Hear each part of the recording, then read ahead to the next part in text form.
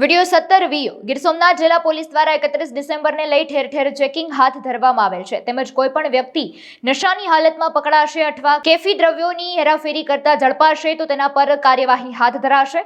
31 ડિસેમ્બરના તહેવાર નિમિત્તે ટુરિસ્ટો દેશ વિદેશથી ગીર સોમનાથ જિલ્લા તદ્દન નજીક આવેલ કેન્દ્રશાસિત દીવ અચૂક આવે છે અને હાલમાં પણ દીવમાં તમામ હોટલો, ગેસ્ટ હાઉસ, રિસોર્ટ પણ હાઉસફુલ બુકિંગ જોવા મળી રહ્યા છે। ગીર સોમનાથ જિલ્લાની ચેકપોસ્ટ અને માંડવી ચેકપોસ્ટ પર ગીર સોમનાથ પોલીસ દ્વારા આવતા જતા તમામ વાહનોનું સઘન ટ્રેકિંગ હાથ ધરાયું છે।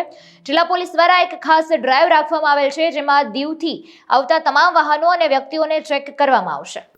ગઈ તારીખ 24 થી 31 સુધી માન્ય ડીજી સાહેબની પણ ડ્રાઈવ છે અને અમે વાહન ચેકિંગ જે જિલ્લાના એન્ટ્રી એક્ઝિટ પોઈન્ટ છે એમાં ઇન્ટરસ્ટેટ પણ આવી ગયા દીવ સાથેના અને અધર ડિસ્ટ્રિક્ટ સાથેના પણ એ તમામ એન્ટ્રી એક્ઝિટ ચેકપોસ્ટ ઉપર પોલીસનું ડિપ્લોયમેન્ટ અને પોલીસનું વાહન ચેકિંગ ચાલુ કર્યું છે।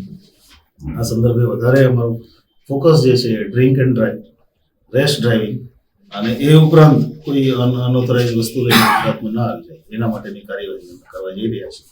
ટોટલ 14 ચેકપોસ્ટ ગીર સોમનાથ જિલ્લામાં અમે ઊભી કરી છે અત્યાર સુધી અને એ ચેકપોસ્ટ બધી 31 તારીખે મોડી રાત સુધી ચાલુ રહેશે।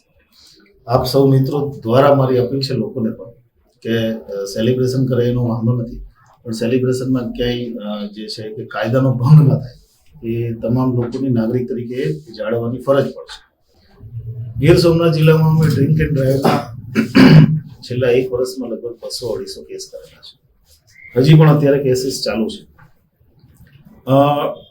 Drink and drive strictly prohibited છે, એમાં કોઈ અનુરોધ મારી દ્રષ્ટિએ ન હોય, એમાં કાયદાકીય કડક કાર્યવાહી કરશે।